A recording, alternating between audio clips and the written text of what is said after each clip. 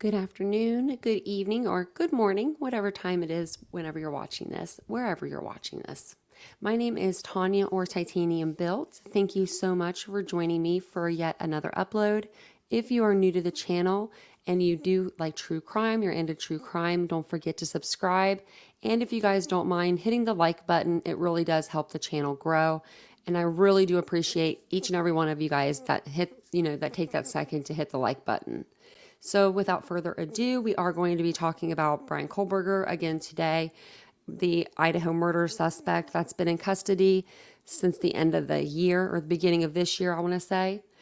We are going to go over, this is a new video that has come out from Daily Mail. I'm recording this Saturday in the morning, but we're going to go over this actually Saturday night. And so you guys will be actually seeing this on Sunday. So I'm actually going to watch this for the first time with you guys. So it's a 16-minute video. It just talks about, could Bryan Kohberger walk? It's going to go for the defense's side. We did watch a video a couple days ago about the prosecution side and how they would present their evidence at trial. Now they're going to show the defense. We will be going over this actually on our live tonight. But by the time you guys watch this, that'll have already have happened. So if you haven't watched the live, go ahead and go back and watch that. As a human being who had all of these problems, the better. All it takes is one juror to, kind of plant that seed of reasonable doubt. Bryan Kohberger is gearing up for the fight of his life against 4 first-degree murder charges. There's a lot of evidence against him, the latest being a News Nation report that he allegedly had an ID belonging to one of the victims in his possession after the murders. In the court of public opinion, the 28-year-old criminology student has all but been convicted. A court of public opinion, however, is not a court of law. It doesn't matter if he looks like the type, if he gives you the creeps, if there's just something about his eyes. The only thing that matters will be the opinion of 12 jurors. Convincing 12 people beyond a reasonable doubt that a person has committed murder is a daunting task, and one that his defense team will try to thwart at every turn. And they've already started.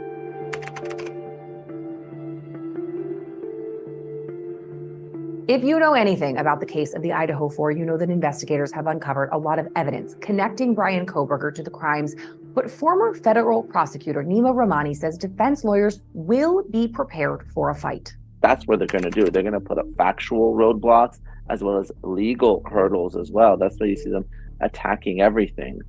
From the time of his arrest, Bryan Kohberger has been working on his defense. One of the first things he did was waive his right to a speedy trial. This was so his lawyers could have as much time as possible to go through the evidence against him and find ways to poke holes in it. But something we don't often think about is how important it is going to be for the defense team to humanize him. So you're really up against a lot. And so the more that you can do to present him as a human being who had all of these problems, the better. I try to get the jury to walk in their shoes and to understand who they are. Bryan Kohberger is a petri dish of psychopathology. A defense psychiatrist would have a lot to work with. The brutality of the killings, the innocence of the victims, frankly, the number of victims are chilling. And the prosecutor will tell the jury the story of a boogeyman, a nightmare made real, a masked murderer who appeared in the dead of night to massacre 4 people when they were at their most vulnerable, asleep in their beds. So it's going to be up to Kohberger's team to remind them he's just a young guy, a local student who might have even had a pretty tough life up until then. In terms of helping the defense, what I do is really get into their life from the time they were born. And then I get into, their schooling. Were they bullied?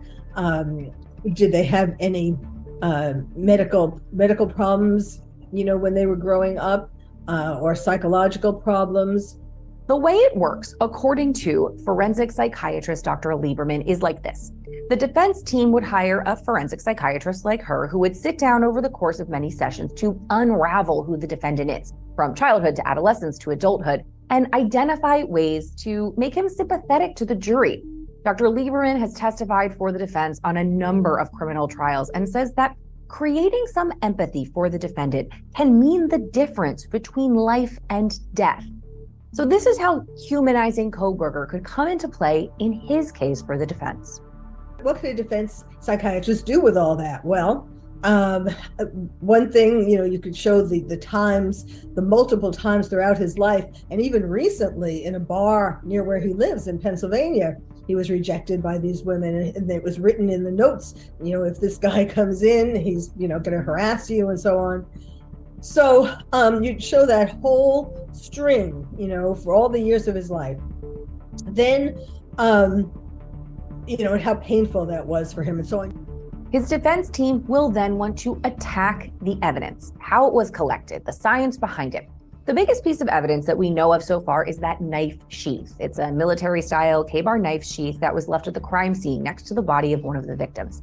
And according to police, Bryan Kohberger's DNA was the only DNA found on that sheath on the snap. Sounds pretty bad, but forensics expert Joseph Scott Morgan explains that the defendant needs to be connected to the knife, to the murder weapon, in a lot more ways than just a little bit of DNA. Well, the first thing you have to do as an investigator is to find out whether or not any person in that home owned a knife sheath that is similar to that. And the defense will look at that.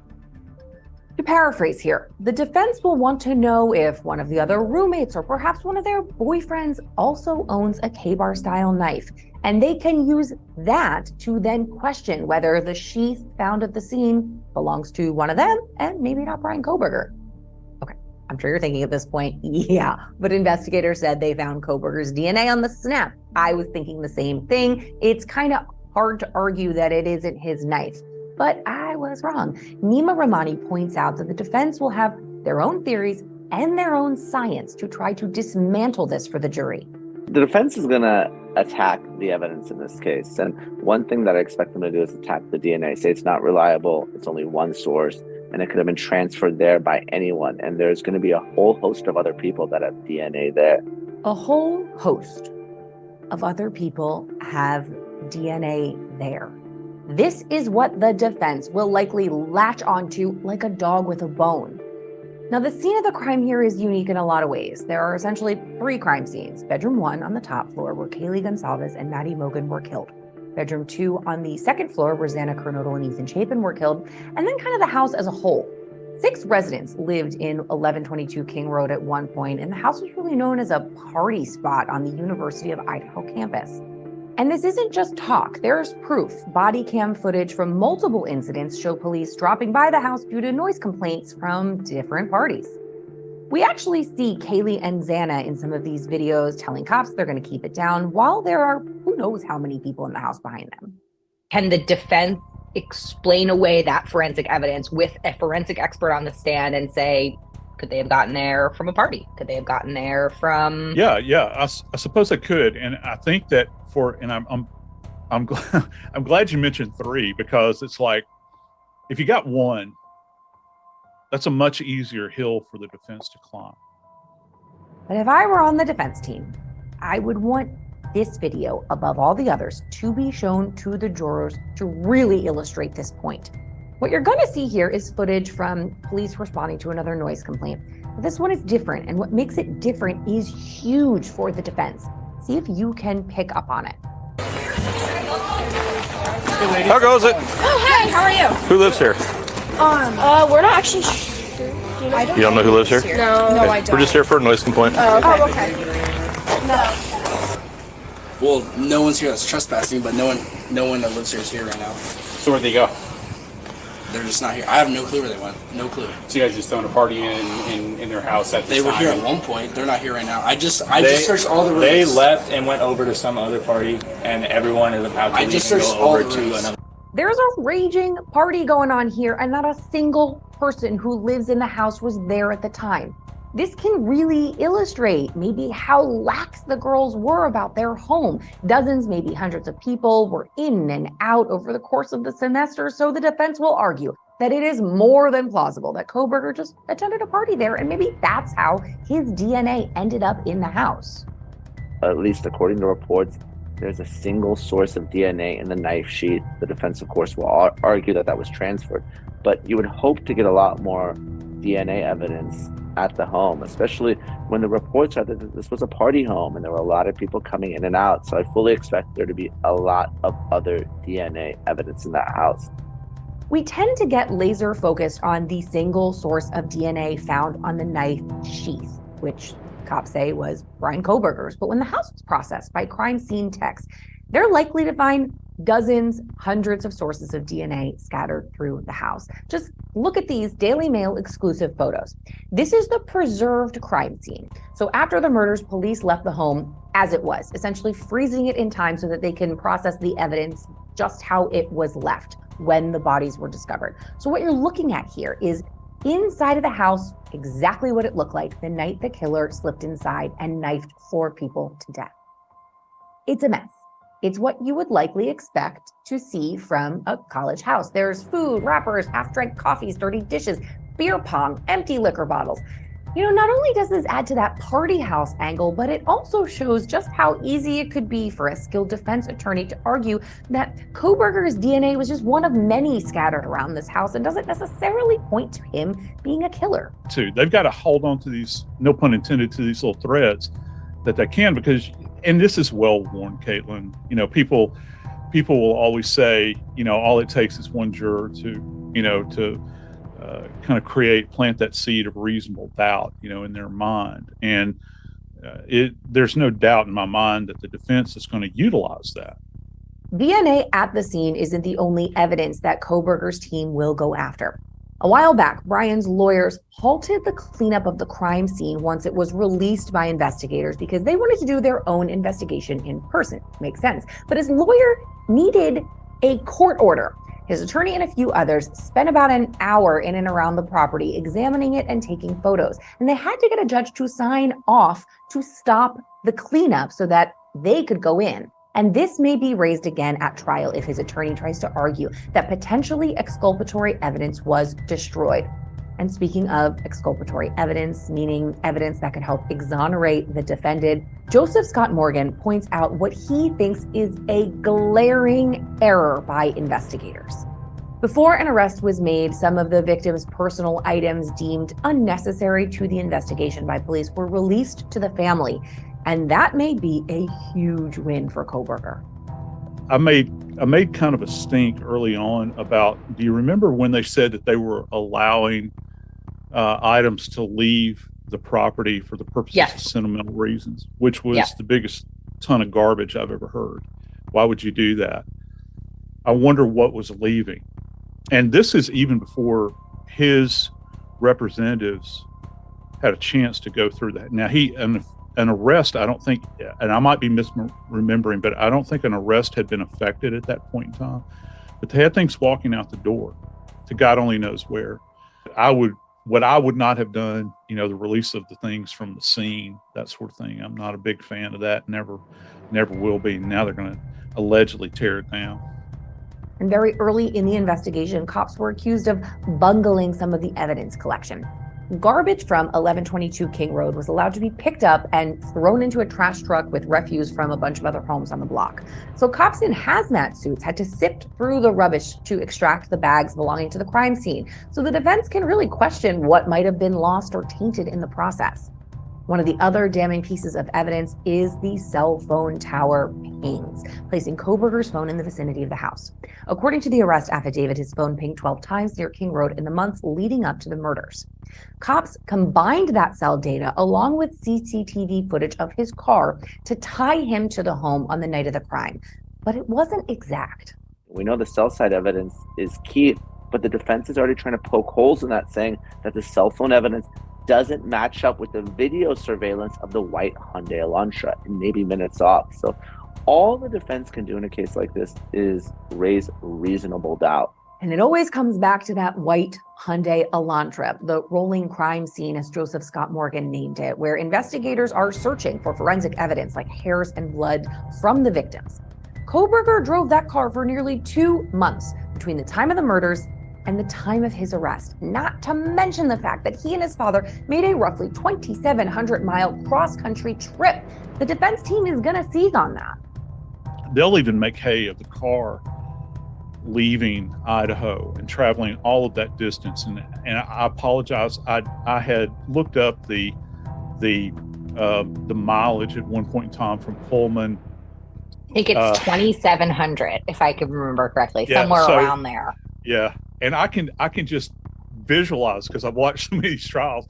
I can just visualize one of these defense attorneys standing there and saying, "Ladies and gentlemen of the jury, 2,700 miles. How much evidence could potentially be lost along the way?" Now, on this journey home, you're going to recall that Kohberger was pulled over twice by police in 10 minutes. And Dr. Lieberman says that the body cam footage indicated to her something peculiar about he and his father. What do you think? Well, first of all, we don't know very much about his childhood. There have been tons of news reports about him and so on, but all we know is what we saw of his father in the car. That was a little strange. There's a clue right there that there is something strange. She added that addressing potential issues at home as a child, as well as Kohberger's documented history of being bullied for his weight when he was a teen, as well as his alleged former drug use, all of that may connect with some juror on some level to create some empathy. Plus, there's this. This I don't think would be very popular with the jury. One could try to say, if there was some evidence for this, one could try to say that these girls, or at least one of the girls, led him on, made him believe that she was interested in him, and for months, and then ultimately she rejected him, and so it was such a devastating change, and that's what kicked him off, what made him ultimately kill them all. I agree there. That probably wouldn't be popular with the jury, and it kind of risks the admission that Kohberger was mad or upset with one of the victims, so it is really unlikely that we are going to see that particular angle play out in court. But what we know we will see is a serious defense of Bryan Kohberger's innocence from his lawyers. Now, there is a teeny tiny minuscule chance that he will plead guilty at the next hearing and this would all be over, but we are far more likely to see this heading to an explosive jury trial in the coming months. And as you've heard, the road to reasonable doubt is rocky for the defense, but it is possible. So until then, check out all of our wide-ranging coverage on the Idaho murders on dailymail.com. Alrighty, let me know your thoughts below in the comment section. I love to know you guys' thoughts on the defense and what they might present on their behalf for Bryan Kohberger. But with that said, don't forget to hit the like button, subscribe to the channel. Love you guys, and I'll see you guys all in the live. We do live shows every evening, so if you're new, we do them every evening around 8:15 p.m. Eastern Standard Time. Bye, guys.